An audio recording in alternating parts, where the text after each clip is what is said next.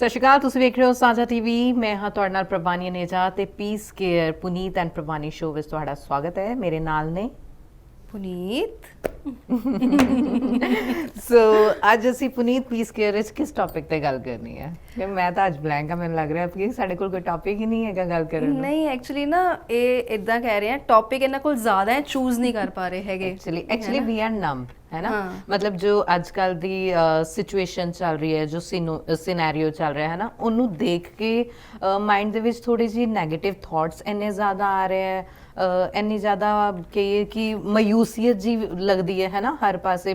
ਭਾਵੇਂ social media ਤੇ ਦੇਖੋ, ਭਾਵੇਂ ਟੀਵੀ ਤੇ ਦੇਖੋ, ਜਾਂ ਭਾਵੇਂ ਰਿਲੇਟਿਵਸ ਵਿੱਚ ਸੁਣੋ, ਫਰੈਂਡ ਸਰਕਲ ਵਿੱਚ ਸੁਣੋ, ਜਾਂ ਰਾਹ ਵਿੱਚ ਜਾਓ, ਕਿਤੇ ਵੀ ਦੇਖੋ ਤਾਂ ਸਿਰਫ ਇਹੀ ਸੁਣ ਰਿਹਾ ਕਿ ਉਸ ਬੰਦੇ ਨੇ ਆਪਣੀ ਜਾਨ ਖੋਤੀ ਹੈ ਨਾ, ਉਹ ਆਖਰੀ ਸਾਵਾਂ ਤੇ ਹੈ, ਉਹ ਬੈੱਡ ਤੇ ਆਪਣੀ ਜ਼ਿੰਦਗੀ ਦੀ ਜੰਗ ਲੜ ਰਿਹਾ। ਸੋ ਇਹ ਚੀਜ਼ਾਂ ਦੇ ਨਾਲ ਇੱਕ ਤਰਫੋਂ ਮਾਈਂਡ ਨੰਬ ਹੋਇਆ ਪਿਆ ਹੈ ਕਿ ਕੀ ਗੱਲ ਕਰੀਏ, ਸਿਰਫ ਮੌਤਾਂ ਲਾਸ਼ਾਂ ਤੇ ਲਾਸ਼ਾਂ। ਕਦੀ ਕਦੀ ਨਾ ਇਸ ਤਰ੍ਹਾਂ ਲੱਗਦਾ ਹੈਗਾ ਕਿ ਜਿਹੜੇ ਜੀ ਰਹੇ ਆ ਨਾ ਲੋਕ, ਉਹ ਵੀ ਬੇਸਿਕਲੀ ਜਾਂਦਿਆਂ ਹੋਇਆਂ ਨੂੰ ਦੇਖ ਕੇ ਉਹਨਾਂ ਦੀ ਆਤਮਾ ਜਿਹੜੀ ਆ ਉਹਨਾਂ ਦੇ ਨਾਲ ਜਾਈ ਜਾ ਰਹੀ ਹੈਗੀ ਹੈ। ਮਤਲਬ ਉਹਨਾਂ ਦਾ ਪੀਸ ਆਫ ਮਾਈਂਡ ਖਤਮ ਹੋਈ ਜਾ ਰਿਹਾ। ਤੇ ਮੈਂ ਜਿਨ੍ਹਾਂ ਦੀ ਫੈਮਲੀਜ਼ 'ਚ ਲੋਕ ਗਏ, ਖੈਰ ਉਹਨਾਂ ਦੀ ਤਾਂ ਜ਼ਿੰਦਗੀ ਖੜ ਗਈ ਨਾ, ਪਰ ਉਹ ਲੋਕ ਜਿਨ੍ਹਾਂ ਦੀ ਆਪਣੀ ਫੈਮਲੀ 'ਚੋਂ ਕੋਈ ਨਹੀਂ ਗਿਆ, ਚਲੋ ਆਂਢ ਗੁਆਂਢ 'ਚੋਂ ਵੀ ਬੇਸ਼ੱਕ ਕੋਈ ਨਾ ਹੋਵੇ, ਪਰ ਇਹ ਸਾਰਾ ਕੁਝ ਦੇਖ ਕੇ ਇੰਨੀ ਜ਼ਿਆਦਾ ਨੈਗੇਟਿਵਿਟੀ ਉਹਨਾਂ ਦੇ ਅੰਦਰ ਭਰ ਗਈ ਹੈ। ਜਾਂ ਕੋਈ ਦੂਰ ਦੁਰਾਡੇ ਦਾ ਰਿਸ਼ਤੇਦਾਰ ਕਦੀ ਜਿਸ ਨੂੰ ਮਿਲੇ ਹੋਣੇ ਆ, ਉਹ ਅੱਜ ਦੀ ਤਰੀਕ 'ਚ ਨਹੀਂ ਆ। ਇਹ ਹਿਊਮਨ ਟੈਂਡੈਂਸੀ ਹੈ। ਜੇ ਤੁਸੀਂ ਬਹੁਤ ਚੰਗੇ ਇਨਸਾਨ ਹੋ ਨਾ, ਤੁਸੀਂ ਉਹ ਚੀਜ਼ਾਂ ਨਾਲ ਆਪਣੇ ਆਪ ਨੂੰ ਰਿਲੇਟ ਕਰਨਾ ਸ਼ੁਰੂ ਕਰ ਦਿੰਦੇ ਹੋ। ਸਮਟਾਈਮਸ ਇਹ ਵੀ ਹੁੰਦਾ ਕਿ ਤੁਸੀਂ ਕਿਸੇ ਪਰਸਨੈਲਿਟੀ ਨਾਲ ਕੁਝ ਮਾੜਾ ਹੋ ਜਾਂਦਾ ਹੈ ਤੇ ਤੁਸੀਂ ਆਪਣੇ ਆਪ ਨੂੰ, ਤੁਸੀਂ ਉਹਦੇ ਨਾਲ ਕਦੀ ਮਿਲੇ ਨਹੀਂ ਹੁੰਦੇ, ਪਰ ਤੁਸੀਂ ਆਪਣੇ ਆਪ ਨੂੰ ਉਹਦੇ ਨਾਲ ਰਿਲੇਟ ਕਰਨਾ ਸ਼ੁਰੂ ਕਰ ਦਿੰਦੇ ਹੋ। ਤੇ ਇਹ ਮੈਨੂੰ ਲੱਗਦਾ ਹੈ ਕਿ ਇਹ ਚੰਗਾ ਵੀ ਹੁੰਦਾ, ਇਹ ਇਨਸਾਨ ਹੋਣ ਦੀ, ਇੱਕ ਇਮੋਸ਼ਨਲ ਤੇ ਇੱਕ ਸੈਂਸਿਟਿਵ ਇਨਸਾਨ ਹੋਣ ਦੀ ਨਿਸ਼ਾਨੀ ਹੁੰਦੀ ਹੈ। ਪਰ ਅੱਜ ਦਾ ਟੌਪਿਕ ਇਹ ਨਹੀਂ ਹੈ।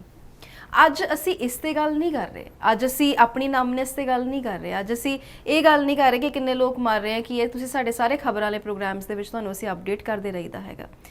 ਗੱਲ ਇਹ ਆ ਕਿ ਅੱਜ ਦੀ ਤਰੀਕ ਦੇ ਵਿੱਚ ਅਸੀਂ ਤੁਹਾਨੂੰ ਕਵਾਂਗੇ ਕਿ ਸਕਾਰਾਤਮਕ ਰਹੋ, ਪੋਜ਼ਿਟਿਵ ਰਹੋ। ਕਰੋਨਾ ਪੋਜ਼ਿਟਿਵ ਨਹੀਂ, ਪਰ ਪੋਜ਼ਿਟਿਵ ਰਹੋ, ਤਾਂ ਤੁਸੀਂ ਕਹੋਗੇ ਕਿ ਵੀ ਆਹ ਕਮਲੀਆਂ ਹੋ ਗਈਆਂ, ਵੀ ਇਸ ਦੌਰ ਦੇ ਵਿੱਚ ਕਿਵੇਂ ਪੋਜ਼ਿਟਿਵ ਰਿਹਾ ਜਾ ਸਕਦਾ ਹੈਗਾ।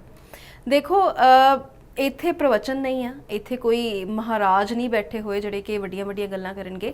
ਇਹ ਉਹ ਗੱਲਾਂ ਜਿਹੜੀਆਂ ਕਿ ਅਸੀਂ ਆਪਸ 'ਚ ਆਸ-ਪਾਸ 'ਚ ਦੇਖਦੇ ਹਾਂ, ਸੁਣਦੇ ਹਾਂ, ਤੇ ਸਾਨੂੰ ਲੱਗਦਾ ਹੈਗਾ ਕਿ ਤੁਹਾਡੇ ਨਾਲ ਵੀ ਉਹ ਸ਼ੇਅਰ ਕਰਨੀਆਂ ਚਾਹੀਦੀਆਂ। ਬਹੁਤ ਸਾਰੇ ਡੇਟਾਸ ਦੇਖਦੇ ਹਾਂ, ਸਰਵੇਸ ਦੇਖਦੇ ਹਾਂ, ਕਰਦੇ ਵੀ ਹਾਂ, ਮੇਨ ਗੱਲ ਇਹ ਕਰਦੇ ਵੀ ਹਾਂ। ਤੇ ਅਜਿਹੇ ਵਿੱਚ ਬਹੁਤ ਸਾਰੇ ਬੱਚੇ ਜਿਹੜੇ ਨੇ, ਘਰ ਦੇ ਬੱਚੇ ਨੇ, ਉਹ ਡਿਪਰੈਸ਼ਨ ਦਾ ਸ਼ਿਕਾਰ ਹੋ ਰਹੇ ਹੈਗੇ ਆ, ਕਿਉਂਕਿ ਸਕੂਲ ਨਹੀਂ ਜਾ ਰਹੇ ਹੈਗੇ, ਉਹਨਾਂ ਦਾ ਫਰੈਂਡ ਸਰਕਲ ਜਿਹੜਾ ਹੈ ਖਤਮ ਹੋ ਗਿਆ ਹੈਗਾ, ਸਿਰਫ ਆਨਲਾਈਨ ਦੁਨੀਆ ਦੇ ਵਿੱਚੋਂ ਵਸ ਕੇ ਰਹਿ ਗਏ ਆ। ਸੋ ਅਸੀਂ ਇਹ ਕਹਿੰਦੇ ਆ ਕਿ ਜੇ ਜੀਣਾ ਹੈ ਤੇ ਰੱਜ ਕੇ ਜੀਣਾ ਹੈ, ਤਾਂ ਅਜਿਹੇ ਵਿੱਚ ਆਪਸ਼ਨਸ ਜਿਹੜੀਆਂ ਨੇ ਤੁਹਾਨੂੰ ਆਪ ਕ੍ਰੀਏਟ ਕਰਨੀਆਂ ਪੈਣਗੀਆਂ। ਅਸੀਂ ਕਹਿੰਦੇ ਆ ਨਾ, ਚਲ ਸਾਡੀ ਤੇ ਲੰਘ ਗਈ, ਬੱਚਿਆਂ ਵਾਸਤੇ ਸਹੀ, ਪਰ ਬੱਚਿਆਂ ਵਾਸਤੇ ਭਾਵੇਂ ਸਹੀ, ਵੈਸੇ ਤੁਹਾਡੀ ਵੀ ਨਹੀਂ ਲੰਘੀ, ਪਰ ਜੇ ਬੱਚਿਆਂ ਵਾਸਤੇ ਹੀ ਸਹੀ, ਤੁਹਾਨੂੰ ਉਹ ਹੈਲਦੀ ਮਾਹੌਲ ਜਿਹੜਾ ਹੈ ਖੁਦ ਕ੍ਰੀਏਟ ਕਰਨਾ ਪਏਗਾ। ਯਾਨੀ ਆਪਣੀ ਖੁਸ਼ੀ ਤੁਹਾਨੂੰ ਆਪ ਲੱਭਣੀ ਪਏਗੀ ਐਟ ਐਨੀ ਕਾਸਟ, ਵਰਨਾ ਸਿਚੁਏਸ਼ਨਸ ਬਹੁਤ ਮਾੜੀਆਂ ਨੇ ਐਕਚੁਅਲੀ ਵਿੱਚ। ਕਿਉਂਕਿ ਤੁਹਾਨੂੰ ਨਹੀਂ ਪਤਾ ਸੀ ਅੱਗੇ ਵੀ ਨਾ, ਹਾਲੇ ਤਾਂ ਕਰੋਨਾ ਚੱਲ ਰਿਹਾ ਹੈ ਨਾ, ਪਿਛਲੇ ਸਾਲ ਤੋਂ ਅਸੀਂ ਦੇਖੀਏ, ਅੱਗੇ ਵੀ ਅਸੀਂ ਜਦ ਡਿਸਕਸ ਕਰਦੇ ਸੀ ਨੋਰਮਲ ਘਰ ਬਹਿ ਕੇ ਵੀ ਜਾਂ ਫਰੈਂਡਸ ਦੇ ਨਾਲ, ਤਾਂ ਅਸੀਂ ਕਹਿੰਦੇ ਸੀ ਕਿ ਜ਼ਿੰਦਗੀ ਦਾ ਨਹੀਂ ਪਤਾ ਕਦੋਂ ਕਿਹਦੀ ਲਿਖੀ ਹੋਈ ਹੈ, ਨਹੀਂ ਪਤਾ, ਕਿਉਂਕਿ ਇਹ ਧੁਰੋਂ ਲਿਖਾ ਕੇ ਆਏ ਹੋਏ ਹਾਂ ਅਸੀਂ, ਹੈ ਨਾ। ਲੇਕਿਨ ਸਟਿਲ ਅਸੀਂ ਕਹਿੰਦੇ ਸੀ ਕਿ ਬਹੁਤ ਵਾਰੀ ਆਪਣੇ ਫਰੈਂਡਸ ਨੂੰ ਵੀ ਹੱਲਾਸ਼ੇਰੀ ਦੇਈਦੀ ਹੈ, ਬਹੁਤ ਵਾਰੀ ਮਾਈਂਡ ਵਿੱਚ ਕਦੇ ਕਿਸੇ ਨੂੰ ਲੈਕਚਰ ਦੇਣਾ ਹੁੰਦਾ ਨਾ, ਤਾਂ ਵੀ ਆ ਜਾਂਦਾ ਹੈ ਕਿ ਲਿਵ ਇਨ ਅ ਮੋਮੈਂਟ, ਆਪਣੇ ਅੱਜ ਵਿੱਚ ਜੀਓ, ਪਤਾ ਨਹੀਂ ਕੱਲ ਦਾ ਕੀ ਹੈ, ਕੱਲ ਕਿੰਨੇ ਵੇਖਿਆ ਕੱਲ। ਐਕਚੁਅਲ 'ਚ ਇਹੀ ਕਹਿੰਦੇ, ਵੱਡੇ ਵਡੇਰੇ ਵੀ ਇਹੀ ਕਹਿੰਦੇ ਕਿ ਕੱਲ ਕਿੰਨੇ ਵੇਖਿਆ, ਤੁਸੀਂ ਅੱਜ ਵਿੱਚ ਜੀਓ, ਹੈ ਨਾ। ਲੇਕਿਨ ਅੱਜ ਵਿੱਚ ਜੀਣਾ, ਜਿੱਦਾਂ ਪੁਨੀਤ ਨੇ ਕਿਹਾ ਕਿ ਉਸ ਪ੍ਰੈਜ਼ੈਂਟ ਨੂੰ ਤੁਸੀਂ ਕਿੰਨਾ ਖੂਬਸੂਰਤ ਬਣਾਉਣਾ, ਇਹ ਤੁਹਾਡੇ ਹੱਥ ਵਿੱਚ ਹੈ। ਤੁਸੀਂ ਆਪ ਉਹ ਚੀਜ਼ਾਂ ਕੱਢਣੀਆਂ ਨੇ ਕਿ ਕਿਸ ਤਰੀਕੇ ਦੇ ਨਾਲ ਤੁਸੀਂ ਅੱਜ ਦੇ ਮੋਮੈਂਟ ਨੂੰ ਜੀ ਸਕਦੇ ਹੋ। ਅਸੀਂ ਪੈਰੈਂਟਸ ਔਰ ਬੱਚਿਆਂ ਦੇ ਰਿਲੇਸ਼ਨਸ਼ਿਪ ਦੀ ਜੇਕਰ ਗੱਲ ਕਰੀਏ, ਜਿੱਦਾਂ ਤੁਸੀਂ ਕਿਹਾ ਕਿ ਬੱਚੇ ਡਿਪਰੈਸ਼ਨ ਦਾ ਸ਼ਿਕਾਰ ਹੋ ਰਹੇ ਨੇ, ਬਿਕਾਜ਼ ਕਿਉਂਕਿ ਸਕੂਲ ਲਾਈਫ ਤਾਂ ਉਹਨਾਂ ਦੀ ਖਤਮ ਹੋ ਗਈ। ਅਸੀਂ ਕਹਿੰਦੇ ਸੀ ਕਿ ਸਕੂਲ ਲਾਈਫ ਜ਼ਿੰਦਗੀ ਦੀ ਸਭ ਤੋਂ ਖੂਬਸੂਰਤ ਲਾਈਫ ਹੁੰਦੀ ਹੈ, ਲੇਕਿਨ ਅੱਜ ਕੱਲ੍ਹ ਦੇ ਬੱਚਿਆਂ ਵਾਸਤੇ ਕਹੀਏ ਤਾਂ ਸਕੂਲ ਲਾਈਫ ਖਤਮ ਹੀ ਹੋ ਗਈ। ਉਹ ਸਕੂਲ ਕਦੋਂ ਜਾਣਗੇ ਸਾਨੂੰ ਪਤਾ ਹੀ ਨਹੀਂ, ਸਕੂਲ ਲਾਈਫ ਹੁੰਦੀ ਕੀ ਹੈ ਸ਼ਾਇਦ ਉਹਨਾਂ ਨੂੰ ਉਹ ਵੀ ਨਹੀਂ ਪਤਾ। 10th ਦੇ ਬੱਚੇ ਐਦਾਂ ਹੀ ਪਾਸ ਹੋ ਰਹੇ ਨੇ, ਉਹਨਾਂ ਨੂੰ ਮਿਹਨਤ ਨਹੀਂ ਕਰਨੀ ਪਈ, ਉਹਨਾਂ ਨੂੰ ਪਤਾ ਕਿ ਅਸੀਂ ਅੱਗੇ ਹੋ ਜਾਣਾ, ਪ੍ਰਮੋਟ ਹੋ ਜਾਣਾ, ਉਹਨਾਂ ਨੂੰ ਨਹੀਂ ਪਤਾ ਕਿ ਅਸੀਂ ਕਿਹੜੀ ਸਟਰੀਮ ਫੜਨੀ ਹੈ, ਆਪਾਂ ਕਿਹੜਾ ਕੈਰੀਅਰ ਚੂਜ਼ ਕਰਨਾ ਹੈ ਨਾ। 12th ਦੇ ਬੱਚੇ ਇਹ ਆਸ ਲਾ ਕੇ ਬੈਠੇ ਹੋਏ ਨੇ ਕਿ ਕਾਸ਼ ਸਾਡੇ ਅਸੀਂ ਵੀ ਪ੍ਰਮੋਟ ਹੋ ਜਾਈਏ, ਸਾਡੀ ਵੀ ਪ੍ਰਮੋਸ਼ਨ ਹੋ ਜਾਈਏ, ਪੇਪਰਸ ਨਾ ਦੇਣੇ ਪੈਣ। ਸੋ ਬੱਚਿਆਂ ਦੀ ਮੈਂਟੈਲਿਟੀ ਵੀ ਉਸ ਤਰੀਕੇ ਦੀ ਸੈੱਟ ਹੋ ਚੁੱਕੀ ਹੈ ਕਿ ਸਾਨੂੰ ਪੜ੍ਹਨਾ ਹੀ ਨਾ ਪਵੇ। ਕਈ ਪੈਰੈਂਟਸ ਨੇ ਉਹ ਸ਼ਿਕਾਇਤ ਕਰਦੇ ਨੇ ਕਿ ਬਈ ਨਹੀਂ ਅਸੀਂ ਤਾਂ ਪ੍ਰੋਪਰ ਪੜ੍ਹਾ ਰਹੇ ਹਾਂ, ਅਸੀਂ ਫੀਸਾਂ ਵੀ ਪ੍ਰੋਪਰ ਦੇ ਰਹੇ ਹਾਂ, ਲੇਕਿਨ ਕੁਝ ਬੱਚਿਆਂ ਦੇ ਪੈਰੈਂਟਸ ਫੋਨ ਕਰਕੇ ਕਹਿੰਦੇ ਕਿ ਸਾਡੇ ਬੱਚੇ ਨੂੰ ਵੀ ਚੀਟਿੰਗ ਕਰਾ ਦਿਓ ਜੀ, ਕਿਉਂਕਿ ਆਨਲਾਈਨ ਚੱਲ ਰਿਹਾ ਹੈ ਨਾ। ਕੁਝ ਬੱਚੇ ਹੀ ਮਾਪਿਓ ਉਹਨਾਂ ਦਾ ਹੋਮਵਰਕ ਕਰਦੇ ਨੇ, ਤੇ ਕੁਝ ਬੱਚੇ ਹੀ ਮਾਪਿਓ ਸਾਹਮਣੇ ਬੈਠਦੇ ਨੇ ਐਗਜ਼ਾਮਸ ਦੇ ਟਾਈਮ ਵੀ, ਤੇ ਉਹ ਦੱਸ ਦਿੰਦੇ। ਸੋ ਬਹੁਤ ਸਾਰੀਆਂ ਚੀਜ਼ਾਂ ਨਾ ਪਜ਼ਲ ਜੀਆਂ ਹੋ ਗਈਆਂ ਨੇ। ਮੀਨਸ ਉਹਨਾਂ ਨੂੰ ਅਗਰ ਦੇਖਿਆ ਜਾਵੇ ਤਾਂ ਉਹਨਾਂ ਨੂੰ ਸੈੱਟ ਕਰਨ 'ਚ ਵੀ ਪੁਨੀਤ ਬਹੁਤ ਜ਼ਿਆਦਾ ਟਾਈਮ ਲੱਗੇਗਾ। ਅਗਰ ਅਸੀਂ ਕਹੀਏ ਕਿ ਹੁਣ ਥੋੜੇ ਟਾਈਮ ਦੇ ਵਿੱਚ ਬੱਚੇ ਸਕੂਲ ਜਾਣਾ ਵੀ ਸ਼ੁਰੂ ਕਰ ਦੇਣਗੇ, ਪੈਰੈਂਟਸ ਦੇ ਲਈ ਉਹ ਔਖਾ ਹੋ ਜਾਏਗਾ ਦੁਬਾਰਾ ਉਹਨਾਂ ਨੂੰ ਸਕੂਲ ਭੇਜਣਾ। ਪਤਾ ਨਹੀਂ ਬੱਚੇ ਜਾਣਗੇ ਨਹੀਂ ਜਾਣਗੇ। ਜਿੱਦਾਂ ਹੁੰਦਾ ਨਾ ਪਹਿਲਾ ਦਿਨ ਹੁੰਦਾ ਇੱਕ ਛੋਟੇ ਬੱਚੇ ਦਾ, ਤੇ ਮਾਂ ਖੁਦ ਵੀ ਰੋਂਦੀ ਹੈ ਤੇ ਬੱਚਾ ਵੀ ਰੋਂਦੇ ਹੋਏ ਜਾਂਦਾ। ਸੋ ਮੈਨੂੰ ਲੱਗਦਾ ਕਿ ਉਹ ਸਿਚੁਏਸ਼ਨ ਇੱਕ ਆ ਜਾਏਗੀ, ਹੈ ਨਾ, ਕਿ ਮਾਵਾਂ ਵੀ ਰੋਣਗੀਆਂ ਕਿ ਸਾਡੇ ਬੱਚੇ ਉੱਥੇ ਸੁਰੱਖਿਅਤ ਰਹਿਣਗੇ ਜਿੱਥੇ ਅਸੀਂ ਆਪਣੇ ਘਰ ਤੋਂ ਬਾਹਰ, ਆਪਣੇ ਦਿਲ ਤੋਂ ਬਾਹਰ ਉਹਨੂੰ ਭੇਜ ਰਹੇ ਹਾਂ, ਤੇ ਬੱਚੇ ਵੀ ਹੋਣਗੇ ਕਿ ਨਹੀਂ ਅਸੀਂ ਹੁਣ ਨਹੀਂ ਜਾਣਾ, ਅਸੀਂ ਘਰ ਆਪਣੇ ਉਸੇ ਕਮਰੇ 'ਚ ਬੈਠਣਾ, ਬੈਠ ਕੇ ਵੀਡੀਓ ਗੇਮਸ ਖੇਡਣੀ ਹੈ, ਸਾਨੂੰ ਉਹੀਓ ਪੜ੍ਹਾਈ ਚਾਹੀਦੀ ਹੈ, ਤੇ ਮਾਂ ਦਾ ਆਂਚਲ ਵੀ ਚਾਹੀਦਾ, ਕਿਉਂਕਿ ਮਾਪਿਓ ਦੀ ਆਦਤ ਹੋ ਗਈ ਨਾ ਬੱਚੇ ਨੂੰ ਵੀ। ਇੱਕ ਤਾਂ ਹੁੰਦਾ ਕਿ ਬੱਚਾ ਵੱਡਾ ਹੁੰਦੇ ਉਹ ਨਿਕਲ ਜਾਂਦਾ ਉਸ ਟਾਈਮ ਤੋਂ, ਤੇ ਉਹਨੂੰ ਪਤਾ ਹੁੰਦਾ ਕਿ ਮੈਂ ਫਰੈਂਡਸ ਵਿੱਚ ਰਹਿਣਾ ਹੈ, ਮੈਂ ਆਪਣਾ ਟਾਈਮ, ਆਪਣਾ ਸਪੇਸ ਚਾਹੀਦਾ, ਆਪਣਾ ਸਕੂਲ ਦਾ ਸਪੇਸ ਚਾਹੀਦਾ। ਲੇਕਿਨ ਹੁਣ ਜਿਹੜੇ ਪਿਛਲੇ ਸਾਲ ਤੋਂ ਟਾਈਮ ਚੱਲ ਰਿਹਾ, ਬੱਚੇ ਨੂੰ ਮਾਪਿਓ ਦੀ ਆਦਤ ਹੋ ਗਈ ਹੈ। ਜਿਵੇਂ ਇੱਕ ਛੋਟਾ ਬੱਚਾ ਗੋਦੀ ਦੇ ਵਿੱਚ ਹੁੰਦਾ ਨਾ, ਬੱਚਿਆਂ ਨੂੰ ਵੀ ਉਸ ਤਰੀਕੇ ਦੀ ਆਦਤ ਹੋ ਗਈ ਹੈ। ਉਹਨਾਂ ਨੂੰ ਹੁਣ ਇਹ ਹੀ ਨਹੀਂ ਕਿ ਅਸੀਂ ਮਾਪਿਓ ਤੋਂ ਬਿਨਾਂ ਤੁਰ ਨਹੀਂ ਸਕਦੇ। ਅਸੀਂ 5 ਸਾਲ ਦਾ ਸਾਡਾ ਬੱਚਾ ਹੋਏ, 5 ਸਾਲ ਅਸੀਂ ਇੱਕ ਬੇਸਿਕ ਏਜ ਲੈਂਦੇ ਆ, ਹੈ ਨਾ, ਉਸ ਤੋਂ ਬਾਅਦ ਅਸੀਂ ਬੱਚੇ ਨੂੰ ਤੁਰਨਾ ਸਿਖਾਉਂਦੇ ਆ, ਉਸ ਤਰੀਕੇ ਦੇ ਨਾਲ ਤੁਰਨਾ ਨਹੀਂ, ਲੇਕਿਨ ਹਾਂ ਕਿ ਇੰਡੀਪੈਂਡੈਂਟ ਕਿਸ ਤਰੀਕੇ ਦੇ ਨਾਲ ਹੋਣਾ ਹੈ ਨਾ, ਆਪਣੇ ਕੰਮਕਾਜ ਥੋੜੇ ਬਹੁਤ ਕਰਨੇ, ਉਹਨੂੰ ਥੋੜੀ ਬਹੁਤ ਇੰਡੀਪੈਂਡੈਂਸੀ ਵੱਲ ਤੋੜਦੇ ਆ। ਲੇਕਿਨ ਅੱਜ ਬੱਚੇ ਪ੍ਰੋਪਰ ਪੈਰੈਂਟਸ ਤੇ ਡਿਪੈਂਡੈਂਟ ਹੋ ਗਏ ਨੇ।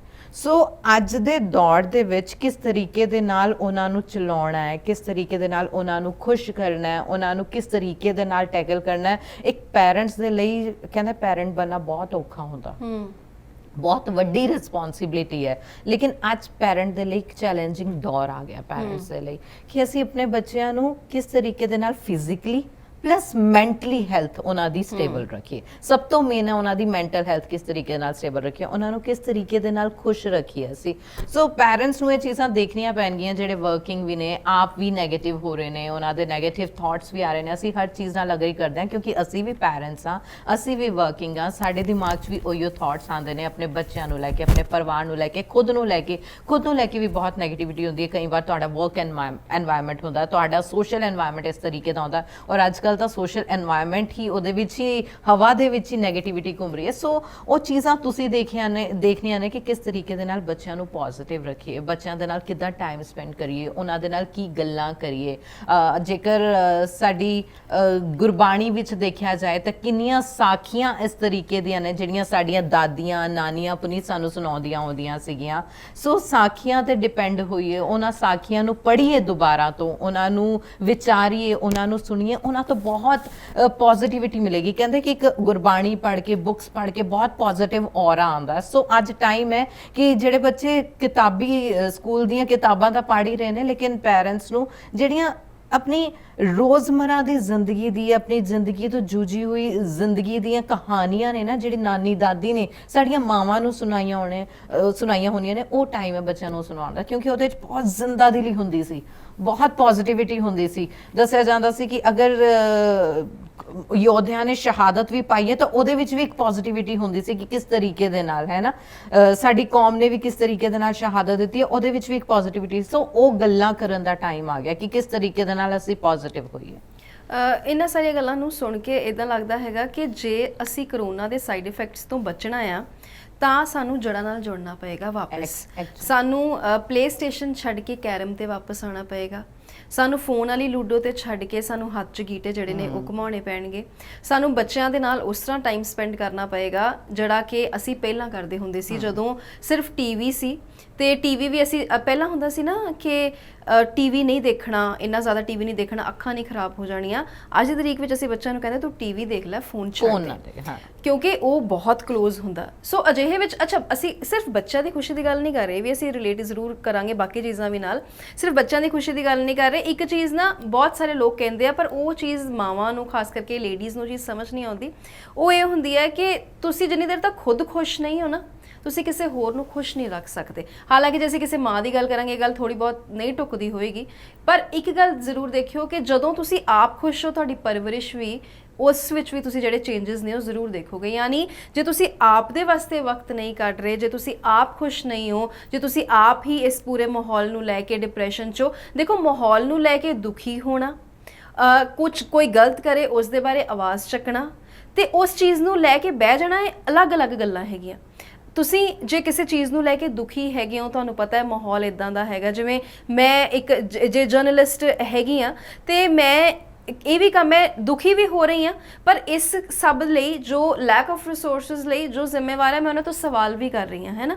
ਇਹ ਦੋ ਜ਼ਿੰਮੇਵਾਰੀਆਂ ਇਕੱਠੀਆਂ ਹੋ ਗਈਆਂ। ਤੁਹਾਡੇ ਕੋਲ ਵੀ ਕੋਈ ਇਦਾਂ ਦੀਆਂ ਦੋ ਜ਼ਿੰਮੇਵਾਰੀਆਂ ਹੋਣਗੀਆਂ ਕਿ ਤੁਸੀਂ ਆਪ ਦੁਖੀ ਵੀ ਹੋ, ਪਰ ਤੁਸੀਂ ਟੀਚਰ ਹੋ, ਤੁਸੀਂ ਆਨਲਾਈਨ ਟੀਚ ਕਰ ਰਹੇ ਹੋ, ਤੇ ਆਨਲਾਈਨ ਟੀਚ ਕਰਦਿਆਂ ਵਕਤ ਤੁਸੀਂ ਚੰਗੀ ਤਰ੍ਹਾਂ ਟੀਚ ਨਹੀਂ ਕਰ ਸਕਦੇ ਜੇ ਤੁਹਾਡਾ ਆਪ ਦਾ ਮਾਈਂਡ ਜਿਹੜਾ ਹੈ ਉਹ ਡਿਸਟਰਬਡ ਹੈ। ਸੋ ਤੁਸੀਂ ਉਹ ਹੈਲਥੀ ਐਜੂਕੇਸ਼ਨ ਅੱਗੇ ਬੰਦੇ ਨੂੰ ਨਹੀਂ ਦੇ ਸਕਦੇ। ਤੁਸੀਂ ਆਪ ਹੈਲਦੀ ਨਹੀਂ ਹੋ, ਸਿੱਧੀ ਜਿਹੀ ਗੱਲ ਹੈ। ਜੇ ਕਾਮਨ ਲਫ਼ਜ਼ਾਂ ਵਿੱਚ ਗੱਲ ਕਰੀਏ, ਜੇ ਮੇਰਾ ਜਿਮ ਇੰਸਟ੍ਰਕਟਰ ਜਿਹੜਾ ਹੈ, ਜੇ ਉਹਦਾ ਆਪ ਦਾ ਢਿੱਡ ਨਿਕਲਿਆ ਹੋਏਗਾ ਤੇ ਮੈਂ ਕਦੀ ਵੀ ਉਸ ਤੋਂ ਟ੍ਰੇਨਿੰਗ ਨਹੀਂ ਲਵਾਂਗੀ, ਹੈ ਨਾ। ਸੋ ਜੇ ਤੁਸੀਂ ਆਪ ਖੁਸ਼ ਨਹੀਂ ਹੋ ਤਾਂ ਤੁਸੀਂ ਖੁਸ਼ੀ ਦਾ ਸਬਕ ਨਹੀਂ ਸਿਖਾ ਸਕਦੇ, ਤੁਸੀਂ ਖੁਸ਼ੀ ਦਾ ਪਹਾੜਾ ਨਹੀਂ ਪੜ੍ਹਾ ਸਕਦੇ, ਤੁਸੀਂ ਖੁਸ਼ੀ ਦਾ ਪਾਠ ਨਹੀਂ ਦੱਸ ਸਕਦੇ, ਤੁਸੀਂ ਆਪ ਖੁਸ਼ ਨਹੀਂ ਹੋ। ਸੋ ਖੁਸ਼ੀ ਦਾ ਮੰਤਰ ਇਹ ਹੈ ਕਿ ਆਪਦੇ ਵਾਸਤੇ ਛੋਟੀਆਂ-ਛੋਟੀਆਂ ਖੁਸ਼ੀਆਂ ਚੋਂ ਵੱਡੀਆਂ-ਵੱਡੀਆਂ ਖੁਸ਼ੀਆਂ ਲੱਭਣਾ ਸ਼ੁਰੂ ਕਰੋ, ਕਿਉਂਕਿ ਜੇ ਵੱਡੀ ਖੁਸ਼ੀ ਦੀ ਤਲਾਸ਼ 'ਚ ਰਹੋਗੇ ਤਾਂ ਫਿਰ ਹੁਣ ਤੁਸੀਂ ਸੋਚੋ ਕਿ ਬਈ ਮੇਰੇ ਮੁੰਡੇ ਦਾ ਵਿਆਹ ਹੋਵੇ, ਮੇਰੀ ਕੁੜੀ ਦਾ ਵਿਆਹ ਹੋਵੇ, 500,000 ਬਰਾਤੀ ਆਣ, ਉਹ ਵਾਲਾ ਮਾਹੌਲ ਤੇ ਨਹੀਂ ਹੈਗਾ।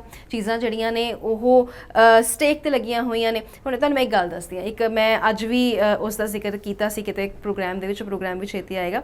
ਚਾਈਨਾ ਦੇ ਵਿੱਚ ਵਾਨੀ ਕੀ ਕੀਤਾ ਉਹਨਾਂ ਨੇ, ਹਾਲਾਂਕਿ China is not the first country, France ਵੀ ਆ। ਚਾਈਨਾ ਨੇ ਕੀ ਕੀਤਾ, ਕਹਿੰਦੇ ਜਦੋਂ ਘਰ ਵਾਲਾ ਦਾ ਡਿਵੋਰਸ ਹੁੰਦਾ ਨਾ ਤੇ ਉਹਨਾਂ ਨੂੰ ਉਸੇ ਟਾਈਮ ਉਹ ਦੇ ਦਿੰਦੇ ਆ ਡਿਵੋਰਸ, ਲਾਈਕ ਥੋੜੇ ਜਿਹੇ ਜਿਵੇਂ ਪ੍ਰੋਸੀਜਰਸ ਹੁੰਦੇ ਆ ਇੰਡੀਆ 'ਚ ਹੁੰਦੇ, ਡਿਵੋਰਸ ਉਹਨਾਂ ਨੂੰ ਮਿਲ ਜਾਂਦਾ ਹੈਗਾ ਤੇ ਜ਼ਿਆਦਾ ਦਿੱਕਤ ਨਹੀਂ ਆਉਂਦੀ। ਪਰ ਉਹਨਾਂ ਨੇ ਕੀ ਕੀਤਾ ਕਿ ਜਦੋਂ ਦੇਖਿਆ ਕਿ ਡਿਵੋਰਸ ਦੇ ਮੈਟਰਸ ਵੱਧ ਰਹੇ ਆ, ਉਹਨਾਂ ਨੇ ਕਿਹਾ ਕਿ ਇਹ ਡਿਵੋਰਸ ਤੇ ਤੁਹਾਡਾ ਪ੍ਰੋਸੀਜਰ ਤੇ ਸ਼ੁਰੂ ਹੋ ਗਿਆ, ਪਰ ਉਸ ਤੋਂ ਪਹਿਲਾਂ ਤੁਹਾਨੂੰ ਇਸ ਮਿਆਦ ਦੇ ਲਈ, ਕੁਝ ਹਫ਼ਤਿਆਂ ਦੇ ਲਈ ਇਕੱਠੇ ਰਹਿਣਾ ਪਏਗਾ। ਉਸ ਤੋਂ ਬਾਅਦ ਤੁਸੀਂ ਆਪਣਾ ਫੈਸਲਾ ਜਿਹੜਾ ਹੈ ਉਹ, ਤੁਹਾਨੂੰ ਡਿਵੋਰਸ ਤੁਹਾਨੂੰ ਤਾਂ ਵੀ ਲੱਗੇਗਾ ਕਿ ਤੁਸੀਂ ਨਾਲ ਨਹੀਂ ਰਹਿ ਸਕਦੇ, ਤੇ ਉਹਨੂੰ ਕਹਿੰਦੇ ਆ ਕੂਲਿੰਗ ਆਫ, ਕਿ ਤੁਸੀਂ ਨਹੀਂ ਰਹਿ ਸਕਦੇ, ਤੁਹਾਨੂੰ ਡਿਵੋਰਸ ਜਿਹੜਾ ਦੇ ਦਿੱਤਾ ਜਾਏਗਾ ਵਿਦਆਊਟ ਆਸਕਿੰਗ ਐਨੀ ਕੁਐਸਚਨ। ਤੇ ਹੁਣ ਉਹਦੇ ਨਾਲ ਕੀ ਹੋਇਆ, ਪਹਿਲਾਂ ਤੇ ਬਹੁਤ ਖਿਲਾਫਤ ਹੋਈ ਕਿ ਚਾਈਨਾ ਦੀ ਜਨਤਾ ਨੇ ਕਿਹਾ ਤੁਸੀਂ ਸਾਡੀ ਪ੍ਰਾਈਵੇਸੀ 'ਚ ਵੜ ਰਹੇ ਹੋ, ਸਰਕਾਰ ਦਾ ਇਹ ਹੱਕ ਨਹੀਂ ਹੈ, ਸਾਡਾ ਆਪਣਾ ਮਸਲਾ ਹੈ, ਸਾਨੂੰ ਪਤਾ ਅਸੀਂ ਕਿਹੜੀ ਜੇਲ੍ਹ ਕੱਟ ਰਹੇ ਹਾਂ, ਅਸੀਂ ਨਹੀਂ ਰਹਿ ਸਕਦੇ ਇੱਕ ਦੂਜੇ ਦੇ ਨਾਲ, ਸਾਨੂੰ ਡਿਵੋਰਸ ਲੈਣ ਦਿਓ। ਪਰ ਸਰਕਾਰ ਨੇ ਖਿਲਾਫਤ ਝੱਲੀ। ਉਸ ਤੋਂ ਬਾਅਦ ਹੋਇਆ ਇਹ ਕਿ 71-72% ਦੀ ਕਮੀ ਆ ਗਈ ਡਿਵੋਰਸਿਸ ਦੇ ਵਿੱਚ। ਇਹ ਅੰਕੜਾ ਜਿਹੜਾ ਹੈ ਡਾਊਨ ਚਲਾ ਗਿਆ। ਇਹਦਾ ਮਤਲਬ ਕੀ ਹੈ, ਸੈਕਿੰਡ ਚਾਂਸ ਦਿੱਤਾ, ਖੁਸ਼ੀ ਨੂੰ ਸੈਕਿੰਡ ਚਾਂਸ ਦਿੱਤਾ। ਤੇ ਜੇ ਅਸੀਂ ਇਹ ਚਾਂਸ ਨਹੀਂ ਦੇਵਾਂਗੇ ਤੇ ਅਸੀਂ ਮਤਲਬ ਬਿਲਕੁਲ ਵਿਰਲੇ ਜੇ ਹੋ ਜਾਾਂਗੇ। ਤੇ ਮੈਨੂੰ ਲੱਗਦਾ ਕਿ ਇਸੇ ਤਰ੍ਹਾਂ ਦੀਆਂ ਕੁਝ ਹੋਰ ਵੀ ਐਗਜ਼ਾਮਪਲਸ ਹੋਣਗੀਆਂ, ਕੁਝ ਹੋਰ ਵੀ ਗੱਲਾਂ ਹੋਣਗੀਆਂ। ਬੇਸਿਕਲੀ ਖੁਸ਼ੀ ਦੇ ਮੰਤਰ ਜਿਹੜੇ ਕਿ ਇਹ ਨਹੀਂ, ਮੈਂ ਪਹਿਲਾਂ ਵੀ ਕਿਹਾ ਇੱਥੇ ਪ੍ਰਵਚਨ ਕੋਈ ਨਹੀਂ ਦੇ ਰਿਹਾ, ਪਰ ਖੁਸ਼ੀ ਤੇ ਗੱਲਾਂ ਹੋਣਗੀਆਂ, ਗੱਲਾਂ ਹੀ ਕਰ ਰਹੇ ਹਾਂ ਅਸੀਂ, ਆਪਸ 'ਚ ਗੱਲਾਂ ਕਰ ਰਹੇ ਹੈਗੇ। ਸੋ ਇਹ ਗੱਲਾਂ ਜਾਰੀ ਰਹਿਣਗੀਆਂ, ਵਕਫੇ ਤੋਂ ਬਾਅਦ ਵੀ ਜਾਰੀ ਰਹਿਣਗੀਆਂ, ਤੇ ਅਸੀਂ ਹੁਣੇ ਆਏ।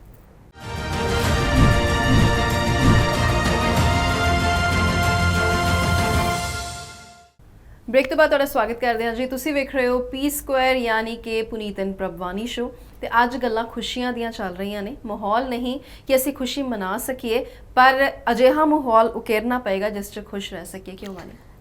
ਐਗਜ਼ੈਕਟਲੀ ਪੁਨੀਤ, ਤੁਸੀਂ ਇੱਕ ਐਗਜ਼ਾਮਪਲ ਦਿੱਤਾ ਹੈ ਨਾ, ਇੱਕ ਬਹੁਤ ਸੋਹਣੀ ਜੀ ਉਦਾਹਰਣ ਦਿੱਤੀ ਚਾਈਨਾ ਵਾਲੀ। ਤੇ ਇੱਕ ਉਦਾਹਰਣ ਮੈਂ ਵੀ ਦਿੰਦੀ ਹਾਂ ਆਪਣੇ ਵਿਊਅਰਸ ਨੂੰ। ਮੈਂ ਕਹਾਣੀ ਸੁਣੀ ਸੀ ਆਪਣੇ ਵਿਆਹ ਦੇ ਟਾਈਮ। ਮੈਨੂੰ ਮੇਰੇ ਦਾਦੀ ਮਾਂ ਕਹਿੰਦੇ ਇੱਕ ਵਾਰ ਨਾ ਇੱਕ ਮਾਂ ਨੇ ਡੋਲੀ ਦੇ ਟਾਈਮ ਤੁਰਦੇ ਹੋਏ ਆਪਣੀ ਧੀ ਨੂੰ ਇੱਕ ਡਾਇਰੀ ਫੜਾ ਦਿੱਤੀ।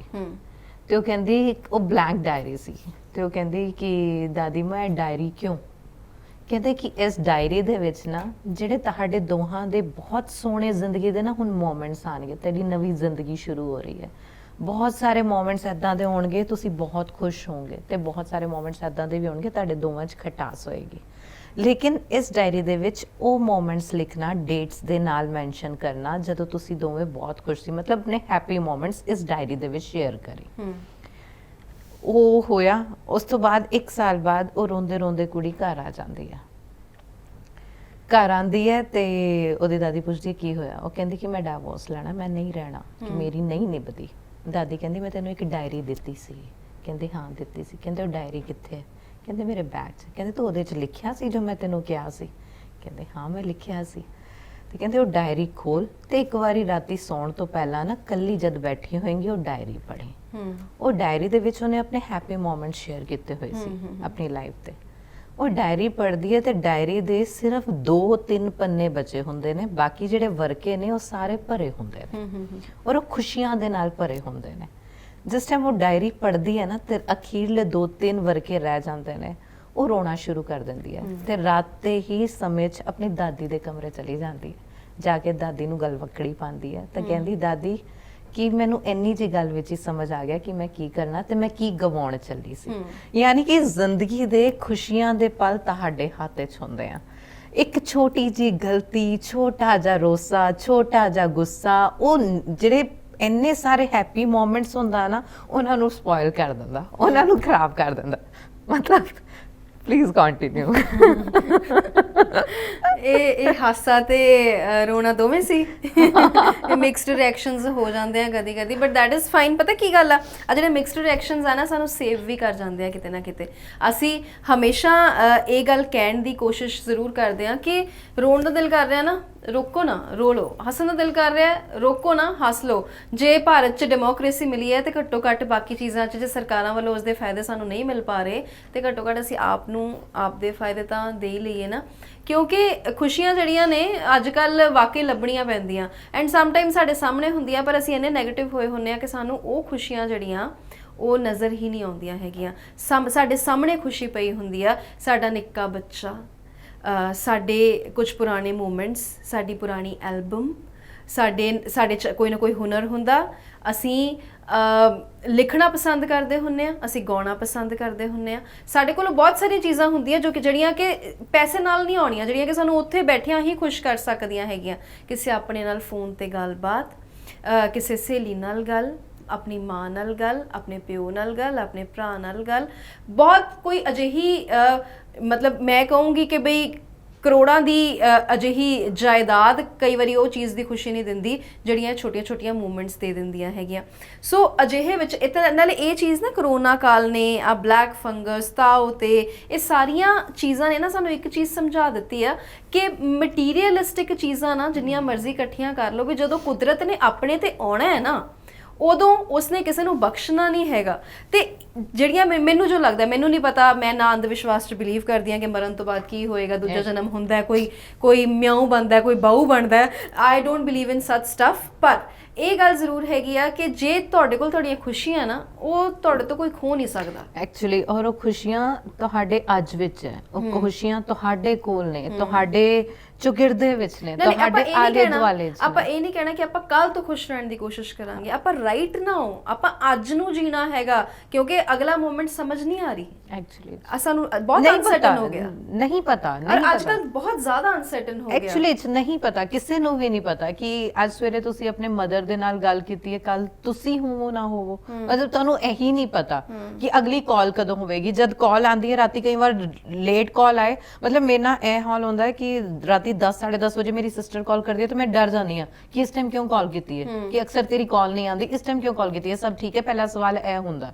ਸੋ ਚੀਜ਼ਾਂ ਬਹੁਤ ਜ਼ਿਆਦੀਆਂ ਅਲੱਗ ਜੀਆਂ ਹੋ ਗਈਆਂ ਨੇ ਜਿਹੜੀਆਂ ਸਮਝ ਤੋਂ ਬਾਹਰ ਨੇ। ਸੋ ਅਸੀਂ ਇਹੋ ਕਹਿ ਰਹੇ ਹਾਂ ਕਿ ਖੁਸ਼ੀਆਂ ਤੁਹਾਡੇ ਹੱਥ ਵਿੱਚ ਨੇ, ਖੁਸ਼ੀਆਂ ਤੁਹਾਡੇ ਆਲੇ ਦੁਆਲੇ ਨੇ, ਖੁਸ਼ੀਆਂ ਤੁਹਾਡੇ ਆਪਣਿਆਂ ਦੇ ਵਿੱਚ ਨੇ, ਖੁਸ਼ੀਆਂ ਤੁਹਾਡੇ ਬਿਲਕੁਲ ਨੇੜੇ ਨੇ। ਤੁਹਾਡੇ ਨਾਲ ਜਿਹੜਾ ਤੁਹਾਡਾ ਹਸਬੈਂਡ ਬੈਠਾ ਹੈ ਉਹ ਤੁਹਾਡੀ ਖੁਸ਼ੀ ਹੈ, ਤੁਹਾਡੀ ਗੋਦ ਵਿੱਚ ਜਿਹੜਾ ਤੁਹਾਡਾ ਬੱਚਾ ਬੈਠਾ ਹੈ ਉਹ ਤੁਹਾਡੀ ਖੁਸ਼ੀ ਹੈ, ਤੁਹਾਡੇ ਸਾਹਮਣੇ ਜਿਹੜੇ ਤੁਹਾਡੇ ਮਾਪਿਓ ਬੈਠੇ ਨੇ ਉਹ ਤੁਹਾਡੀ ਖੁਸ਼ੀ ਹੈ, ਫੋਨ ਤੇ ਤੁਸੀਂ ਜਿਨ੍ਹਾਂ ਦੇ ਨਾਲ ਗੱਲ ਕਰ ਰਹੇ ਹੋ ਦੋਸਤਾਂ ਦੇ ਨਾਲ ਉਹ ਤੁਹਾਡੀ ਖੁਸ਼ੀ ਹੈ, ਸਵੇਰੇ ਜਿੱਥੇ ਤੁਸੀਂ ਕੰਮ ਕਰਨ ਜਾ ਰਹੇ ਹੋ ਉਹ ਤੁਹਾਡੀ ਖੁਸ਼ੀ ਹੈ, ਸ਼ਾਮੀ ਤੁਸੀਂ ਘਰ ਆ ਰਹੇ ਹੋ ਤੇ ਘਰ ਆ ਕੇ ਆਪਣੇ ਪਰਿਵਾਰ ਦੇ ਵਿੱਚ ਬੈਠੇ ਹੋ ਉਹ ਤੁਹਾਡੀ ਖੁਸ਼ੀ ਹੈ। ਸੋ ਇਨ ਖੁਸ਼ੀਆਂ ਨੂੰ ਸਮੇਟ ਲਓ, ਜਿੰਨਾ ਜ਼ਿਆਦਾ ਹੋ ਸਕਦਾ ਉਨਾ ਜ਼ਿਆਦਾ ਸਮੇਟ ਲਓ, ਕਿਉਂਕਿ ਸਮਾਂ ਇਸ ਤਰੀਕੇ ਦਾ ਹੋ ਗਿਆ ਕਿ ਸਾਨੂੰ ਪਤਾ ਨਹੀਂ ਕਿ ਅੱਗੇ ਆਉਣ ਵਾਲਾ ਸਮਾਂ ਕੀ ਹੋਣਾ।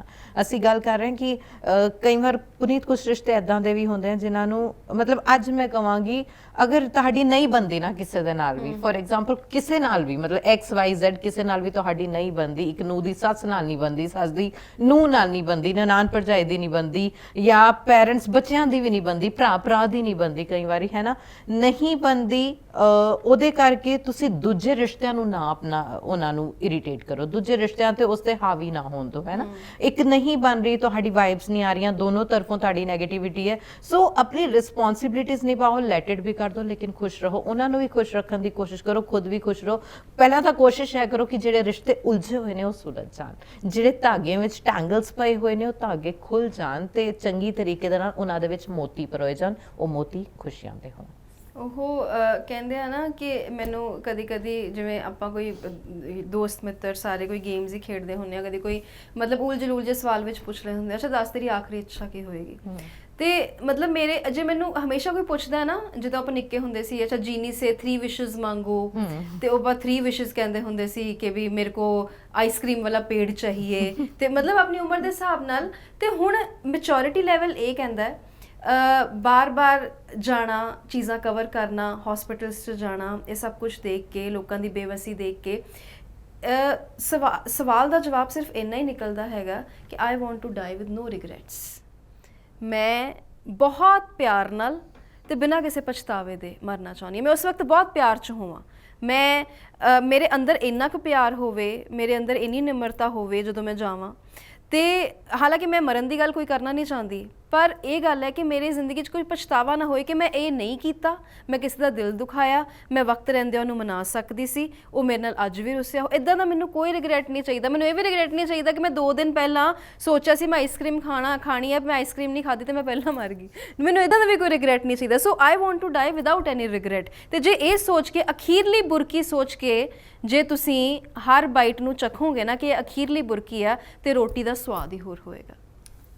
ਬਿਲਕੁਲ ਅਲੱਗ ਜੀ ਜ਼ਿੰਦਗੀ, ਅਲੱਗ ਜੀ ਹੋ ਜਾਏਗੀ, ਔਰ ਤੁਹਾਡਾ ਸੋਚਣ ਦਾ ਤਰੀਕਾ ਵੀ ਚੇਂਜ ਹੋ ਜਾਏਗਾ ਜੇ ਇਹ ਸੋਚ ਤੁਹਾਡੇ ਅੰਦਰ ਆ ਗਈ।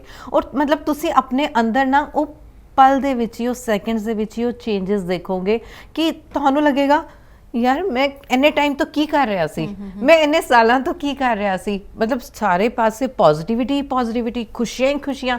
ਨਾ ਤੁਹਾਨੂੰ ਕੋਈ ਵੈਰੀ ਲੱਗੇਗਾ, ਨਾ ਤੁਹਾਨੂੰ ਕੋਈ ਦੁਸ਼ਮਣ ਲੱਗੇਗਾ, ਨਾ ਤੁਹਾਨੂੰ ਕਿਸੇ ਦੇ ਵਿੱਚ ਨੈਗੇਟਿਵਿਟੀ ਨਜ਼ਰ ਆਏਗੀ, ਨਾ ਤੁਹਾਨੂੰ ਖੁਦ ਨੈਗੇਟਿਵ ਵਾਈਬਸ ਆਉਣੀਆਂ। ਤੁਹਾਨੂੰ ਲੱਗੇਗਾ ਜ਼ਿੰਦਗੀ ਬਹੁਤ ਸੋਹਣੀ ਹੈ। ਐਂਡ ਯਕੀਨ ਮਾਨੋ, seriously life is so beautiful. Just live in a moment, ਉਹਨੂੰ ਜੀਓ ਖੁਸ਼ੀਆਂ ਦੇ ਨਾਲ। ਆਪ ਵੀ ਖੁਸ਼ ਰਹੋ ਤੇ ਦੂਜਿਆਂ ਨੂੰ ਵੀ ਖੁਸ਼ ਰੱਖੋ। ਸੋ ਜ਼ਿੰਦਗੀ ਜੀਣ ਦੇ ਇੱਥੇ ਮੰਤਰ ਨਹੀਂ ਦਿੱਤੇ ਗਏ, ਬਿਲਕੁਲ ਨਹੀਂ ਦਿੱਤੇ ਗਏ। ਇੱਥੇ ਸਿਰਫ ਗੱਲਾਂ ਬਾਤਾਂ ਹੋਈਆਂ ਨੇ ਕਿ ਕੱਲ ਨੂੰ ਕੋਈ ਕਹਿ ਦੋ ਕਿ 2 ਕੁੜੀਆਂ ਬੈਠੀਆਂ ਹੋਈਆਂ ਸੀ, ਪ੍ਰਵਚਨ ਦੇ ਰਹੀਆਂ, ਭਾਰੀਆਂ ਜਿਹੀਆਂ ਕੁੜੀਆਂ ਹੈਗੀਆਂ ਸੀ, ਪ੍ਰਵਚਨ ਵੀ ਭਾਰੇ ਦੇ ਰਹੀਆਂ ਸੀ, ਆਪ ਪਤਾ ਨਹੀਂ ਕੀ ਕਰਦੀਆਂ ਹੋਣਗੀਆਂ। ਔਰ ਕਿੱਥੇ ਸਾਡੇ ਮੀਮਸ ਨਾ ਬਣ ਜਾਣ ਜਿੱਦਾਂ ਬਾਬਿਆਂ ਦੇ ਬਣਦੇ ਆ, ਹੈ ਨਾ। ਤੇ ਜੇ ਇਦਾਂ ਦਾ ਕੁਝ ਹੋ ਗਿਆ ਤੇ ਫਿਰ ਇਹ ਗੱਲ ਚੰਗੀ ਨਹੀਂ ਹੋਣੀ, ਤਾਂ ਕਰਕੇ ਆਪਾਂ ਸਿਰਫ ਗੱਲਾਂ ਕੀਤੀਆਂ ਹੈਗੀਆਂ। ਔਰ ਮਰਨ ਤੋਂ ਪਹਿਲਾਂ ਮੈਨੂੰ ਇਹ ਲੱਗੇ ਕਿ ਕੋਈ ਕਹੇ ਕਿ ਬਈ ਉਹਨੇ ਮੈਨੂੰ ਇਹ ਮੇਮ ਕੀਤਾ ਸੀ, ਮੈਂ ਉਸਦਾ ਜਵਾਬ ਨਹੀਂ ਦਿੱਤਾ ਜਾਂ ਮੈਂ ਕਲੈਰੀਫਾਈ ਨਹੀਂ ਕਰ ਸਕੀ, ਮੈਨੂੰ ਇਸ ਤਰ੍ਹਾਂ ਦਾ ਵੀ ਕੋਈ ਰਿਗਰੈਟ ਨਹੀਂ ਚਾਹੀਦਾ ਹੈਗਾ। ਸੋ ਮੈਂ ਜਿੰਨੀ ਦੇਰ ਜੀਣਾ ਚਾਹੁੰਦੀ ਹਾਂ, ਖੁਸ਼ ਜੀਣਾ ਚਾਹੁੰਦੀ ਹਾਂ, ਤੇ ਮੈਨੂੰ ਲੱਗਦਾ ਹੈ ਕਿ ਹਰ ਕਿਸੇ ਦਾ ਮੰਤਵ ਜਿਹੜਾ ਹੈ ਉਹ ਇਹੀ ਹੋਣਾ ਚਾਹੀਦਾ ਹੈਗਾ। ਹਾਲਾਂਕਿ ਕੁਛ ਇੱਕ ਚੀਜ਼ਾਂ ਭਾਸ਼ਣ ਲੱਗਦੀਆਂ ਨੇ, ਜਿਨ੍ਹਾਂ ਦੇ ਆਪਣੇ ਜਾਂਦੇ ਨੇ ਉਹ ਖੁਸ਼ ਕਿਸ ਤਰ੍ਹਾਂ ਰਹਿਣ, ਹੈ ਨਾ। ਉਹਨਾਂ ਵਾਸਤੇ ਚੀਜ਼ਾਂ ਬਹੁਤ ਔਖੀਆਂ ਨੇ, ਉਹਨਾਂ ਦੀ ਜ਼ਿੰਦਗੀ ਰੁਕ ਜਾਂਦੀ ਹੈ, ਥੰਮ ਜਾਂਦੀ ਹੈ। ਇਹ ਚੀਜ਼ਾਂ ਸਾਰੀਆਂ ਸਮਝ ਆਉਂਦੀਆਂ, ਪਰ ਤੁਸੀਂ ਰੋਵੋ, ਸਾਲੋਂ ਸਾਲ ਰੋਂਦੇ ਰਹੋ, ਕੋਈ ਦਿੱਕਤ ਨਹੀਂ। ਤੁਸੀਂ ਰੋਵੋ, ਸਾਲੋਂ ਸਾਲ ਰੋਂਦੇ ਰਹੋ, ਖੁਦ ਨੂੰ ਡਿਪਰੈਸ਼ਨ 'ਚ ਪਾ ਲਓ, ਪਰ ਉਹ ਬੰਦਾ ਜੇ ਵਾਪਸ ਆਵੇ ਤਾਂ, ਉਹ ਬੰਦਾ ਜੇ ਤੁਹਾਨੂੰ ਮਿਲ ਜਾਂਦਾ ਤਾਂ ਤੁਸੀਂ ਜ਼ਰੂਰ ਇਸ ਤਰ੍ਹਾਂ ਕਰੋ, ਇਸ ਤਰ੍ਹਾਂ ਦੀ ਐਫਰਟ ਜ਼ਰੂਰ ਲਗਾਓ। ਉਸ ਦਾ ਬਣਦਾ ਕੋਨਾ ਉਸ ਨੂੰ ਦੇ ਕੇ ਆਪਣੀ ਜ਼ਿੰਦਗੀ ਜਿਹੜੀ ਹੈ ਉਸ ਨੂੰ ਜਿਉਂਦੇ ਰਹੋ, ਕਿਉਂਕਿ ਅਦਰਵਾਈਜ਼ ਚੀਜ਼ਾਂ ਜਿਹੜੀਆਂ ਨੇ ਤੁਸੀਂ ਆਪਣੇ ਵਾਸਤੇ ਵੀ ਔਖੀਆਂ ਕਰੋਗੇ, ਤੇ ਜਿਹੜੇ ਤੁਹਾਡੇ ਨਾਲ ਦੇ ਹੈਗੇ ਨੇ, ਜਿਹੜੇ ਤੁਹਾਨੂੰ ਬਹੁਤ ਪਿਆਰ ਕਰਦੇ ਨੇ, ਜਿਨ੍ਹਾਂ ਵਾਸਤੇ ਤੁਸੀਂ ਬਹੁਤ ਇੰਪੋਰਟੈਂਟ ਹੈਗੇ ਹੋ, ਤੁਸੀਂ ਉਹਨਾਂ ਨੂੰ ਵੀ ਹੌਲੀ ਹੌਲੀ ਕਰਕੇ ਆਪਣੇ ਆਪ ਤੋਂ ਦੂਰ ਕਰ ਦੋਗੇ। ਬਿਲਕੁਲ। ਸੋ ਬੈਟਰ ਹੈ ਜਿਹੜੇ ਹੁਣੇ ਤੁਹਾਡੇ ਨਾਲ ਨੇ, ਤੁਹਾਡੇ ਨਾਲ ਖੜੇ ਨੇ, ਤੁਹਾਡੀ ਖੁਸ਼ੀਆਂ ਦੇ ਵਿੱਚ, ਤੁਹਾਡੇ ਦੁੱਖ ਦੇ ਵਿੱਚ, ਤੁਹਾਡੇ ਸਾਹਾਂ ਦੇ ਵਿੱਚ, ਤੁਹਾਡੇ ਪਲ ਪਲ ਦੇ ਸਾਥੀ ਬਣੇ ਹੋਏ ਨੇ, ਉਹਨਾਂ ਨੂੰ ਸੰਜੋ ਲਓ ਆਪਣੀ ਇਸ ਮੁੱਠੀ ਦੇ ਵਿੱਚ।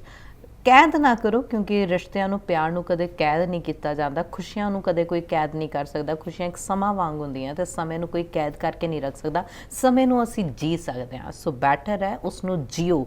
ਆਪਣੀ ਘੜੀ ਉਹ ਵੇਖੀ ਜਾਓ, ਇੱਕ ਸੈਕਿੰਡ ਬਹੁਤ ਹੀ ਖੂਬਸੂਰਤੀ ਦੇ ਨਾਲ ਜੀਓ। ਸੋਚੋ ਕਿ ਪਾਣੀ ਹੈ, ਪਾਣੀ ਵੀ ਪੀ ਰਹੇ ਹੋ, ਉਸ ਨੂੰ ਵੀ ਖੁਸ਼ੀ ਪੀਓ। ਅਗਰ ਉਹ ਸਵਾਦ ਵੀ ਨਹੀਂ ਹੈ ਤਾਂ ਵੀ ਉਹਨੂੰ ਕੋਲਡ ਡਰਿੰਕ ਸਮਝ ਕੇ ਪੀਓ, ਲੇਕਿਨ ਉਹਨੂੰ ਖੁਸ਼ੀ ਪੀਓ। ਸੋ ਇਸ ਤਰੀਕੇ ਦੀ ਆਪਣੀ ਜ਼ਿੰਦਗੀ ਜੀਓ, ਜ਼ਿੰਦਗੀ ਮਾਣੋ, ਜ਼ਿੰਦਗੀ ਨੂੰ ਜੀਓ, ਖੂਬਸੂਰਤ ਤਰੀਕੇ ਦੇ ਨਾਲ ਜੀਓ ਤੇ ਸਿਹਤਯਾਬ ਰਹੋ, ਚੰਗੇ ਤੇ ਰਹੋ। ਬਾਕੀ ਕੋਲਡ ਡਰਿੰਕ ਤੇ ਆਈਸਕ੍ਰੀਮ ਵਾਲੇ ਇਸ ਸ਼ੋਅ 'ਚ ਅੱਜ ਬਸ ਇੰਨਾ ਹੀ। ਮਿਲਾਂਗੇ ਜੀ ਫਿਰ ਅਸੀਂ ਅਗਲੇ ਹਫਤੇ, ਤੇ ਕੋਸ਼ਿਸ਼ ਕਰਾਂਗੇ ਕੁਝ ਅਜਿਹੇ ਹੀ ਐਸਪੈਕਟ ਨਾਲ ਮਿਲੀਏ ਜਿਹੜਾ ਕਿ ਜ਼ਿੰਦਗੀ ਦੇ ਜਾਏ। ਸਤਿ ਸ਼੍ਰੀ ਅਕਾਲ। ਸਤਿ ਸ਼੍ਰੀ ਅਕਾਲ।